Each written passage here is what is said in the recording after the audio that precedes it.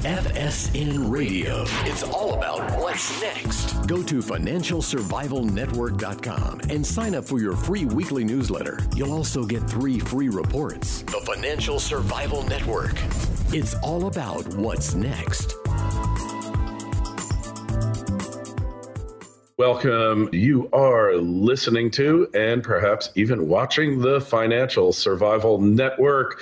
Well, we've got a lot to go over here. China seems to be dominating the news cycle, whether it's natural disasters, man-made disasters, or potential future financial disasters. We'll be talking about that.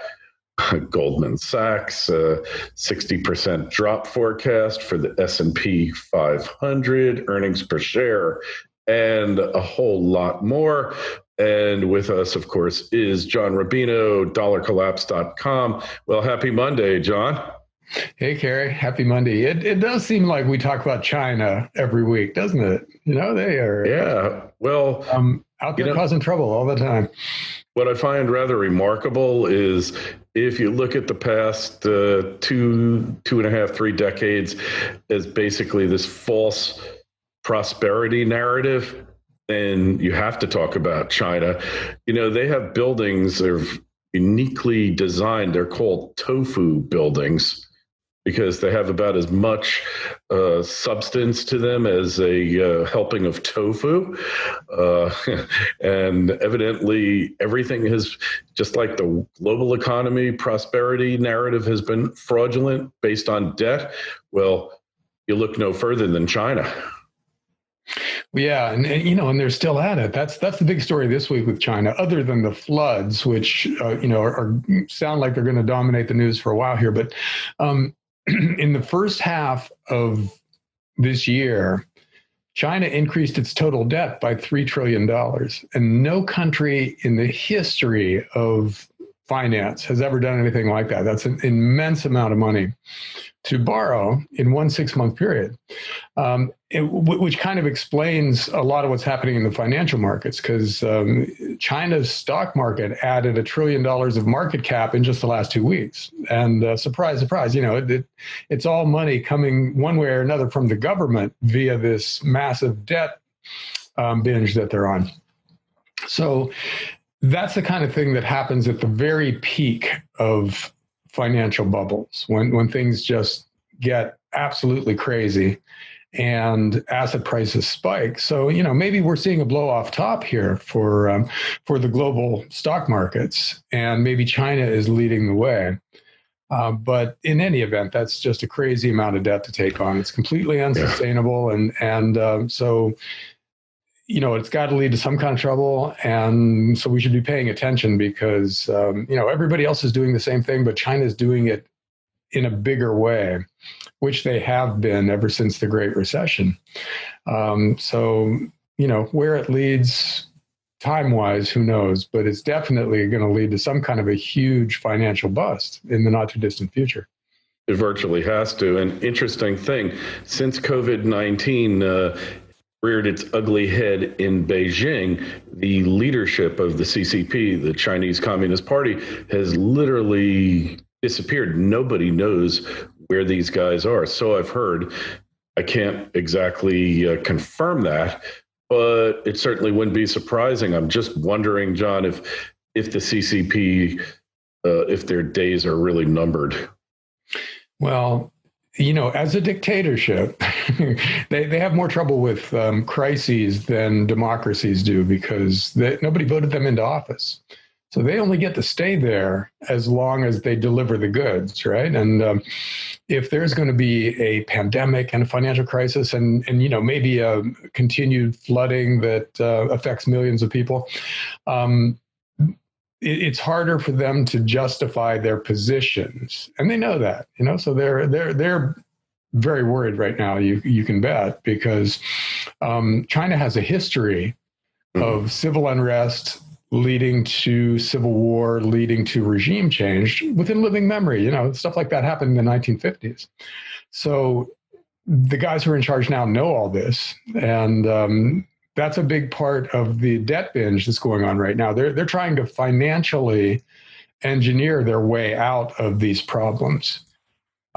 Historically, that doesn't work, but in a world of central banks that are all doing the same thing, it's hard to know exactly how this plays out. Because the U.S. is we're not doing as badly as China from a debt binge standpoint, but we're still borrowing huge amounts of money. We're at the $1 trillion level so far this year instead of China's, what was it, $3 trillion.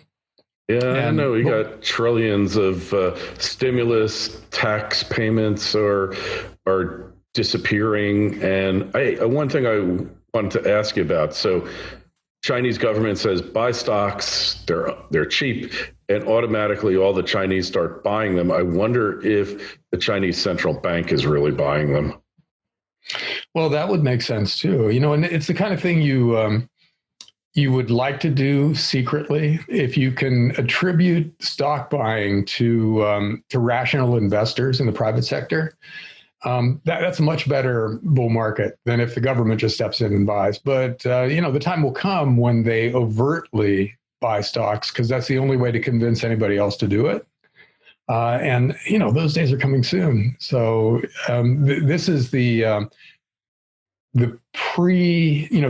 first stage in that process where they buy secretly. And we don't know if they are, but it's completely reasonable to think that they would. Because remember, with China, they don't really have much experience with markets or with the concept of markets. The idea that something should happen because of a bunch of free individuals making decisions and then bringing about an outcome based on their best judgment, that's alien to dictators who came up through the Communist Party. So they would have no problem using stock prices as a public policy lever. Now, in the U.S., we have less of an excuse, but the Fed wants to do that anyhow. They want to start buying stocks here. For sure. And they should know better. They should know how markets work, but they don't really seem to get that anymore either. To them, the financial markets are just levers that you pull to bring about public policy outcomes. And they're doing it with bonds. They're doing it with interest rates. And it won't be long before they do it with stocks, which means capitalism is basically over. We have the trappings of capitalism around the world. In other words, the trappings of actual markets that are sending price signals still, but they're not anymore.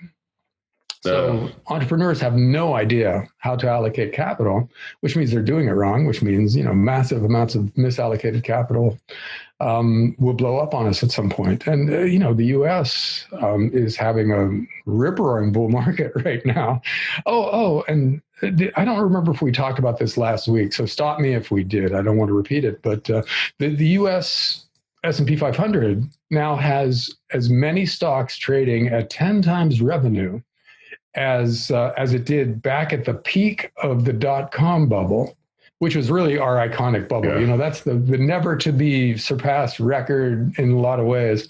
And here we are surpassing it. And the reason for that is all this debt we're taking on. We're just trying to finance our way out of this stuff. And we're creating a stock market bubble that, if history's any guide, if valuations still matter, is headed for a huge crash.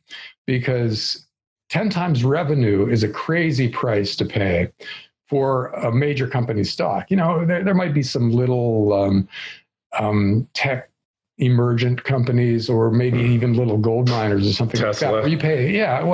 Tesla's it's going up to 2,000 a share, John. Tesla's up a couple hundred points today because it might be added to the S&P 500, which increases the risk in the S&P 500. Because if they add Tesla at this price, and it goes back to its intrinsic value, which is maybe a quarter of this price, then that pulls the S&P 500 down. So that just increases the risk in the big market averages. So, Hey, we'd be remiss if we didn't talk about Hong Kong. Also, the new security law passed by mainland China, by the People's Republic of China, basically doing away with one country, two systems, and pretty much eliminating all of the civil rights and the rule of law that has made Hong Kong an outsized performer in the global markets and really exemplary example of what can happen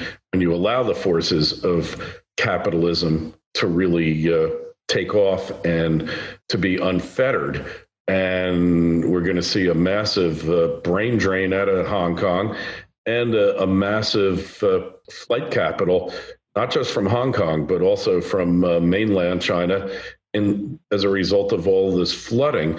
And one thing you noted, Steve Bannon, who was Trump's campaign advisor, said that Wuhan scientists are defecting and they're starting to spill the beans about the Chinese virus programs, which incredibly, the Wuhan virus, COVID-19, very well could have been manufactured in the lab. FSN Radio. It's all about what's next. Arcana Corporation is on the verge of bringing the world's highest grade silver mine into production. The Revenue Virginius mine in Colorado has proven improbable silver reserves grading nearly 37 ounces per ton silver, with an all-in sustaining production cost of only US $8 per ounce of silver. The mine is fully permitted with infrastructure already in place, and the company has announced they plan to commence production in 2020. Achieving successful production usually results in a significant upward share price re-rating on the Lassonde curve. Arcana trades under the ticker AUN in Toronto and AUNFF in New York. To learn more, go to arcana.com. That's AURCANA.com. The Financial Survival Network. It's all about what's next. Yeah, right now that's still considered a conspiracy theory by the mainstream media and the political class, but there seem to be a lot of people with serious credentials who are still saying that that's a manufactured virus, that it had to have been created in the lab for various technical reasons. And so that is at least possible. And then the next step in this process is, was it released on purpose? So we'll see what the scientists say if they're here and if they're really talking. But so there's still a big potential scandal for China out. And, they had another big virus that just got announced here. It was another, in these horrendous pig farms that they have where, these poor pigs are just jammed together for as far as the eye can see. And of course, diseases are going to spread in something like that. So they're kind of incubating a whole string of new viruses out there, new potential pandemics. And, that's another thing that hasn't really hit yet as a story, but it could well if this new virus, it has infected people in China. And it is communicable. So if it starts to spread, then China will have the distinction of having launched 2 pandemics in 1 year. I don't know if anybody's ever done that before. Yeah, so they're doing a lot of things that nobody's done before, between taking on more debt than anybody in history, and now they're doing this virus stuff. But the Bannon thing is interesting because he claims to have information about what the scientists from Wuhan are saying, and I guess we'll find out pretty soon. But yes, Wuhan is right in the path of all this flooding too. Mm-hmm. All the spillways have been opened from the Three Gorges Dam. They've been open a long time. They just haven't admitted it back to the middle towards the end of June. They opened these floodgates, and Wuhan is right in the path of all that. Wuhan is flooding, and who knows what will happen to that biotech lab. There's just so many things going on there in China. You wonder how long the CCP will remain in power, especially if it's shown. I'm not sure that they deliberately released the virus. I think it got released, and they saw the devastating effects to their economy. So they just encouraged the people to travel all over the world and infect everyone. So we'd all be on an, equal footing, if you will, a level playing field. Well, one thing they did early on in this was that they blocked internal travel. They closed all the flights internally, but they allowed international flights to continue. So they allowed Chinese people to leave the country as possible carriers of Corona-19 or COVID-19, and but they blocked people from traveling within China. So that's another really weird part of this story, because the only reason you would do that is if you either didn't care about infecting the rest of the world or you actually intended to do it. So amazing stuff. But yeah, Hong Kong, to get back to that, was in the not too distant past, the most capitalist place in the world, the freest economy. And it just got taken over by a dictatorship. So that's, a sad story and an interesting one too, going forward, because we don't know how this is going to play out. It's personal for me too, because I have a gold money account that has silver bars stored in Hong Kong, where I thought they would be safe. So now I need to figure out what to do about that. Yeah, but, nothing's safe in China. No, I guess not. So anyhow, moving from one formerly capitalist place to another, New York's doing some interesting stuff lately here, and the mayor just banned most public gatherings except for Black Lives Matter protests. So, he's really caught in the middle of this. You kind of have to sympathize with Deblasio. I know you. That's not the word I think of when I think of Deblasio. Sympathy, no. But he really doesn't know what to do, because he's caught between these two big things. Like he really does have to address the virus thing in some way, but he can't do it by across the board enforcing social distancing or closing down big meetings or anything, because he's got these protests that he sympathizes with that he could never politically or in good conscience shut them down. So he's kind of stuck in the middle of something that is going to be really hard for his political career, because when you're that inconsistent, that becomes your public persona. Everybody sees you as a flip-flopper and a guy who says one thing in front of one audience and something completely different in front of another. And that, that's the kind of thing that's happening to him now. So this might be kind of the end of his political career. We can only hope. Yeah. And then the police are trying to retire. Lots of cops. Retirement applications are up like 400% this year. And the city government had to basically block new applications because they can't have that many police leaving all at the same time. So yeah. Well, he was also busy doing a Black Lives Matter painting on the street in front of the Trump Tower, allowing all those people to get together without social distancing. And basically, the coronavirus appears to have passed in the Northeast. Deaths very low, cases very low, and pretty much, I guess, all the low-hanging fruit is gone in the nursing homes.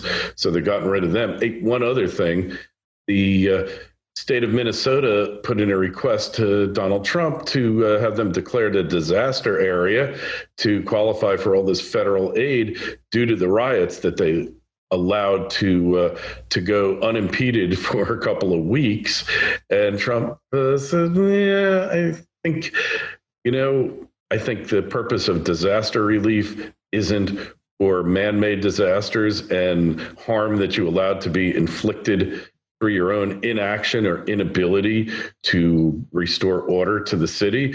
So the governor was very disappointed, but who can blame him? I mean, it would be a bad precedent to allow them to profit, and who knows when they'll allow the next riots to occur. They want to abolish the police department, defund them. They've already voted to do that, and now in cities around the country, John, you're seeing a blue flu, sick outs by police saying, "Oh, you don't want us? Well, we're just not going to come in, or we won't answer calls." And you're seeing, like in places like Portland, Seattle, you're just seeing really chaos, anarchy reign. Oh yeah, that was another part of the New York story. Their homicide rate is up by 200% or something like that over the last couple of years. Mm-hmm. So life is getting harder in these places, which, between the pandemic and the civil unrest, and now the fact that the police are being reined in to this extent. And there doesn't seem to be any real end to any of this, because a lot of places that opened up, especially in the South, are having to close back up again. So the economy is not going to pick up if places like Florida and Texas are having to either slow down or stop their reopening, then all of a sudden we're kind of right back at the bottom of the cycle instead of the upward sloping part of it. Yeah, well, one thing about the pandemic, the virus, is that it's hitting younger people in Florida. The average age is down into the 30s. So fatalities or deaths are down. They did spike a little bit for a couple of days. Now they appear to be heading back down. In Florida here where I live, the governor, it's up to the counties, but everybody's implemented masks. I think they'll do everything they can to not shut the place down, but perhaps slow down the reopening. But my guess is by April, we'll probably start to see a reversal of that trend. But every month that goes by is a disaster for individuals, lack of employment opportunities, lack of rehiring, and more companies will go out of business, or small businesses will go under. And let's not forget the big businesses that are going under. We've had a bunch of major bankruptcies just recently, John. Brooks Brothers. Yeah. Well, anybody that's in retail that isn't mostly e-commerce is having a really hard time right now, which is, understandable. Who's shopping in department stores now? But you mentioned the Goldman Sachs thing earlier, where they've come out and said that they expect earnings per share on the S&P 500 to be down by 60% year over year in the coming quarter. And that's an astounding drop. First of all, you never see something like that. Never in our lifetimes, I don't think, has there been a drop in earnings that quickly and that big, which just makes the whole stock market hitting new records thing that much crazier. Because remember not so long ago when earnings drove stock prices? Earnings mattered. Earnings matter. Yeah. And so for earnings to drop by 60% would normally, in a normal functioning market, be associated with at least a 60% drop in stock prices, because you'd get the PE ratio staying stable by bringing down prices at the same time that people got scared and didn't want to pay the same premiums or same prices for stocks that they used to in terms of earnings. So you get a compression of PE ratios of multiples. At the same time that earnings were going down. And so you'd get a bigger drop than the earnings drop in stock prices. Nothing like that is happening now. No, not now. And home prices are rocketing right now. The price of real estate is going up in a lot of places. Home builders just reported one of their best months ever. So, much of what's going on right now just defies economic and financial logic. It's something that shouldn't happen based on history. And it's all because of new currency that's just being created and dumped into the market by all the big central banks of the world. And rates, don't forget, rates are lowest ever for a 30-year fixed mortgage. Anecdotally, in the area I live here in northern Palm Beach County, it's a new development and it's about 2/3 done. But while the pandemic was going on, they were still building. And, I woke up the other day and I said, God, there's like 8 new houses that went up here. They're framed. And obviously they're doing the finishing work. They finished a few of them. They built a few townhouse structures, another 20, 30 units there. And then I see, no sooner do they finish them, people are living in these places. So the flight from the sclerotic Northeast and Rust Belt to blue states is well underway. Wonder how many people from Minnesota will be moving to Arizona, to Texas, and to Florida in the not too distant future, and Chicago, all these places. California, they literally, there's just this mass exodus. It's a diaspora of productive citizens leaving. We always said capital goes where it's treated best. And that applies to the United States as well as to the rest of the world. And capital is flowing from the riot-torn metropolises, one-party cities and states. It's leaving there in droves. And who can blame them? Yeah. Well, one place where real estate is not going up is Manhattan. The Manhattan real estate market is kind of dropping into recession here. Prices are dropping. The deal flow is way slower than it used to be. So, yeah, people are looking at their lives in cities and thinking, what happens if there's another pandemic? They got through this one, or they're trying to get through this one, but they never want to go through it again. And then they look at some small town where there's lots of open space and, you can still live even during something like this. So all of a sudden, rural properties are hot commodities now. Amazing. Exurbs, suburbs. And it's not just the pandemic, it's the descent into chaos and into gang warfare in these cities.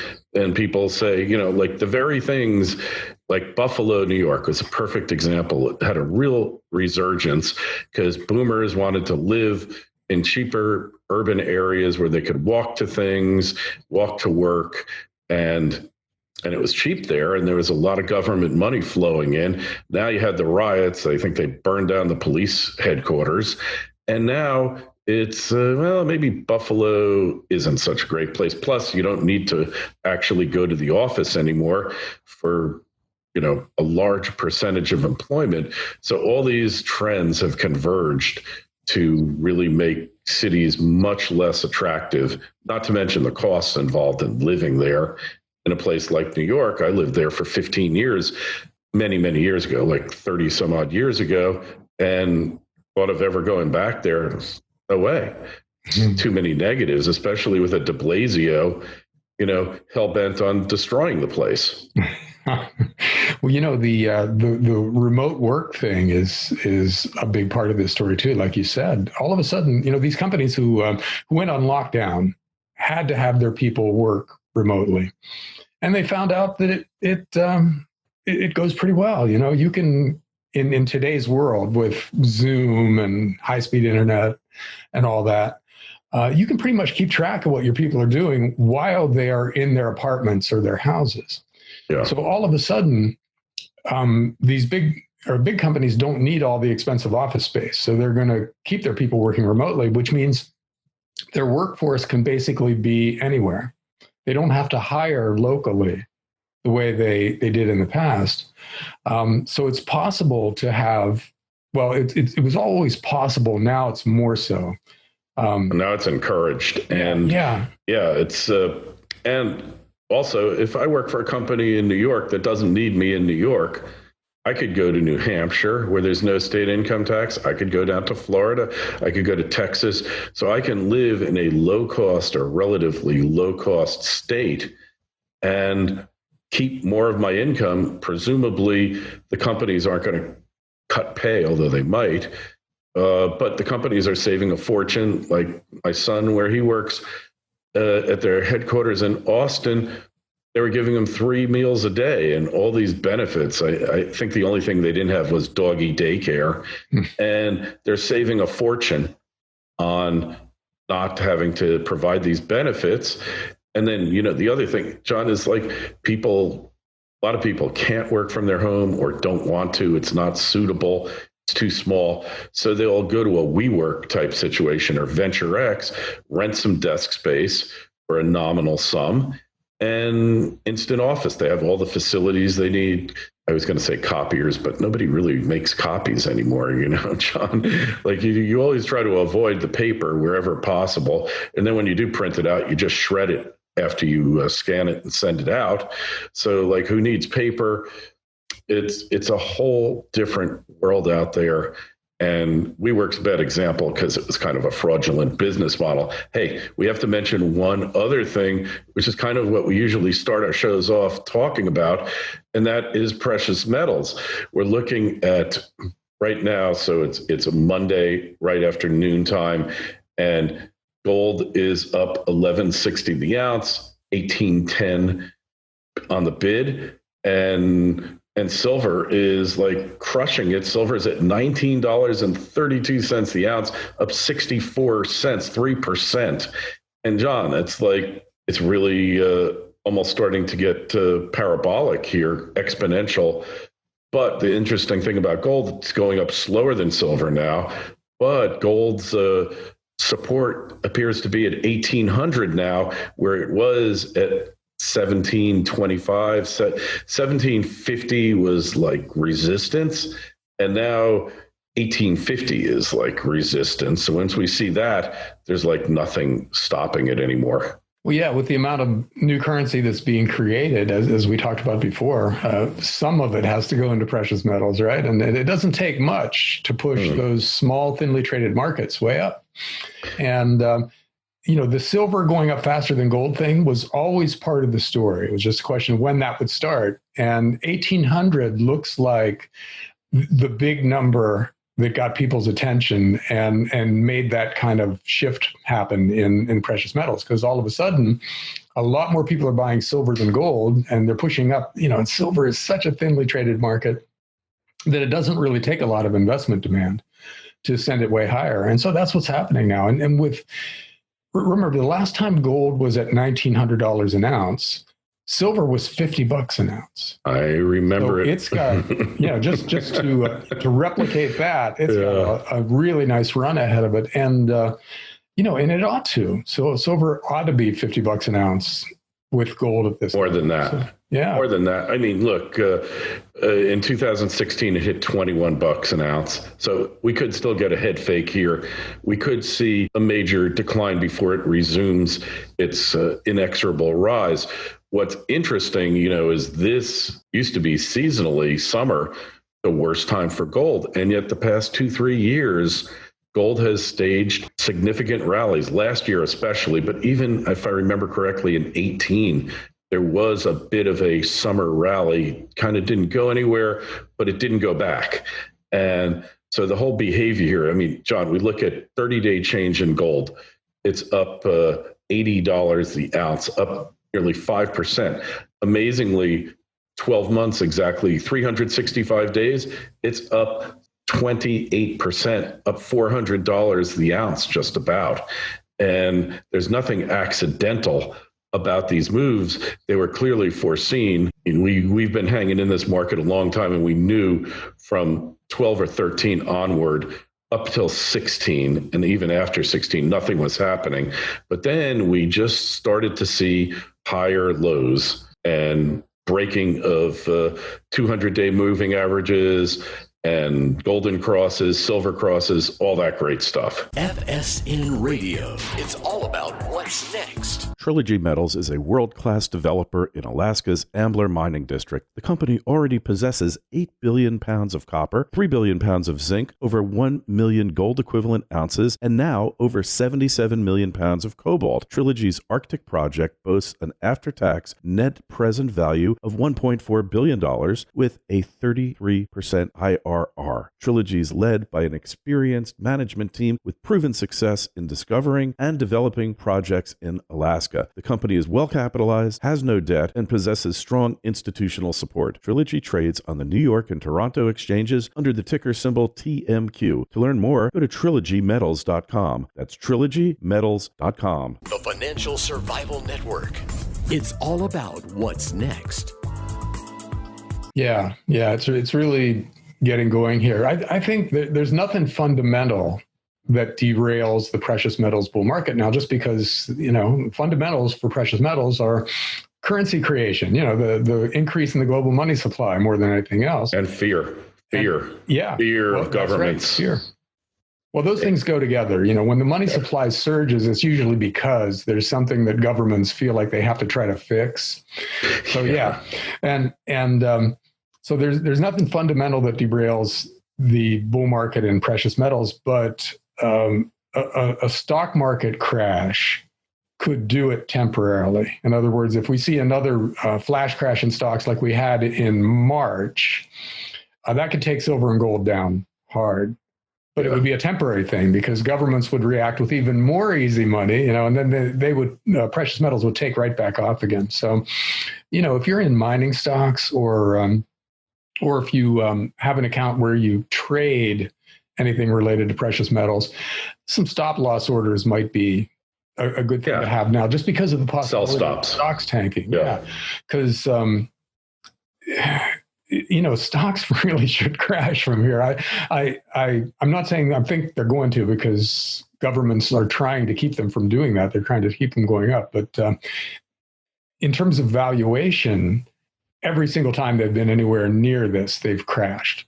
So it wouldn't be a surprise to see, a month where stocks go down by 20 or 30%. And that's the big risk for precious metals. So you want to acknowledge that risk is out there and take some steps to make it less horrendous for you if silver drops by 40% and gold drops by 20% in the space of a couple of weeks, and have some dry powder. So if that happens, you can buy that dip, because that's the dip you really want to buy. That's the dip in the next decade, probably, if it happens here anytime soon. Because after that, it'll be totally off to the races. And just as a little reminder, I said it to you and I said it to a number of other people, silver wouldn't start to move until gold hit 1750.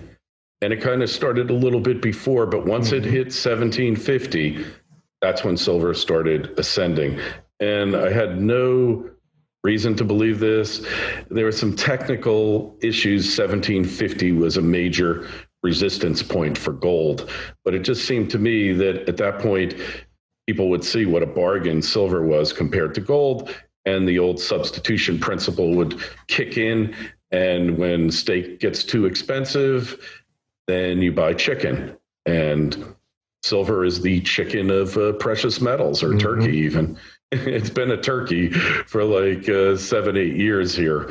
But now 20 is the major psychological resistance point. 21 is the major technical resistance point, going back to 16. So when it breaks 20, it will almost certainly break 21, but there might be a pullback at that point. And hey, one other thing, just when you were talking about the crash, silver was down to $12 an ounce, thereabouts, 12 and change, in March during the crash. And it rebounded so quickly, and you almost see a reverse head and shoulders formation there. Silver is going to be the play. And I love the trolls.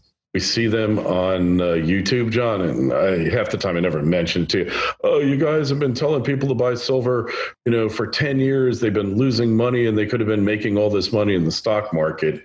And that isn't exactly the point, because we knew this day was coming, and the insurance aspects and the ability to leverage it on mining shares is really, we've seen some pure silver miners, some of which are actually FSN sponsors, really take off and really break through all resistance. And at the same time, what else is amazing, John? The mining companies, the quality ones out there, are raising money and even partially diluting their shares, and their prices are still going up, and they're raising needed capital to exploit a lot of these deposits. So all good signs. And they're raising money to buy each other out. That's going to be the story of the next couple of years in the mining sector, is M&A. When the big guys start buying the medium-sized guys, and the little guys start merging, so they can be medium-sized guys who get bought out. That's going to push prices higher too. Because as soon as a big deal happens, everybody starts looking around for what's next. And there's a lot of what's next out there, a lot of likely prospects for takeovers. The FSN slogan is all about what's next. I mean, I know one of our companies, our sponsors, is Silver One Resources.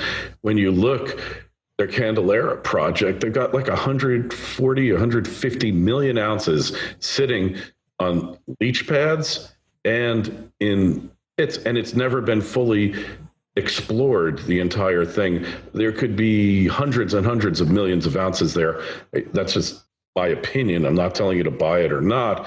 Obviously, you gotta assess risk, and the stock has moved, but it's raising capital now, and the price is going up. When you see that in mining, where companies raise a good amount of money for exploration and for development, and the stock price goes up, because normally dilution is a negative on stocks, then something is up here. and we'll see how long it lasts for. Unfortunately, our show has not lasted as long as we would like, but make sure you go over to dollarcollapse.com, financialsurvivalnetwork.com, sign up for both our newsletters. And John, we will pick up again on next Monday. All right. See you, Kerry. FSN Radio. It's all about what's next. Go to financialsurvivalnetwork.com and sign up for your free weekly newsletter. You'll also get 3 free reports. The Financial Survival Network. It's all about what's next.